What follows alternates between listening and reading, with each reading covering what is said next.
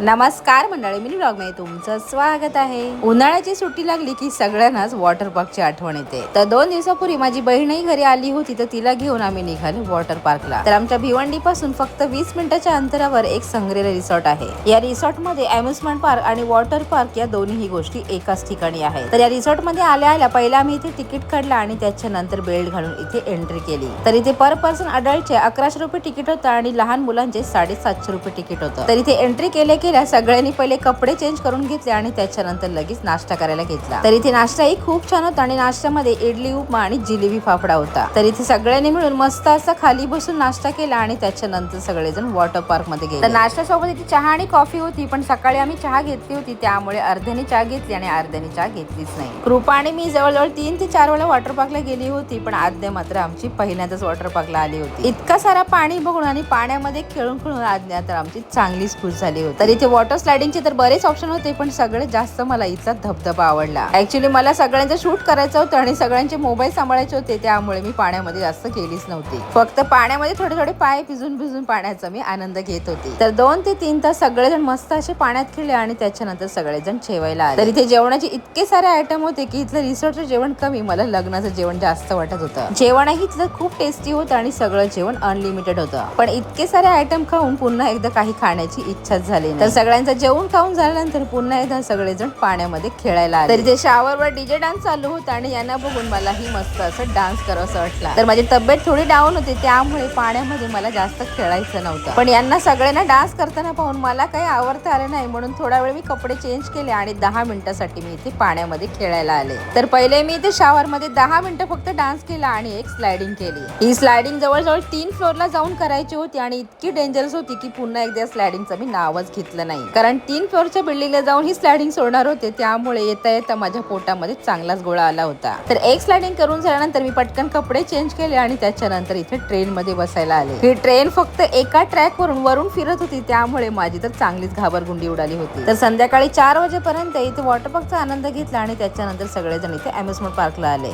Actually तुम्ही दुसऱ्या कुठल्याही रिसॉर्टला गेले तर वॉटर पार्क आणि अम्युजमेंट पार्कचे वेगवेगळे पेमेंट करावे लागतात, पण या संग्रीला रिसॉर्ट मध्ये दोन्ही पार्क एकाच पॅकेज मध्ये होते आणि सोबत फूड सुद्धा अवेलेबल। तर सकाळचा नाश्ताही खूप छान होता आणि दुपारचं जेवणही एकदम टेस्टी होता। संध्याकाळी 5 वाजता पावभाजी आणि चहा कॉफी सुद्धा होती, पण आम्हाला इथे कोणालाच भूक नव्हती, त्यामुळे 6 वाजेपर्यंत आम्ही सगळे इथे खेळतच होतो। तर मुलांसोबत मोठ्यांनीही आम्ही खूप एन्जॉय केला आणि सगळा तिकीटचा पैसा वसूल केला। तर संध्याकाळी 6 वाजता आम्ही पार्क मधून निघालो आणि त्याच्यानंतर बहीणही तिच्या घरी निघाली आणि आम्ही आमच्या घरी आलो। तर मंडळी, तुम्हीही वॉटर पार्कचा विचार करत असाल तर या संग्रेला रिसॉर्टला तुम्ही नक्की व्हिजिट करू शकता।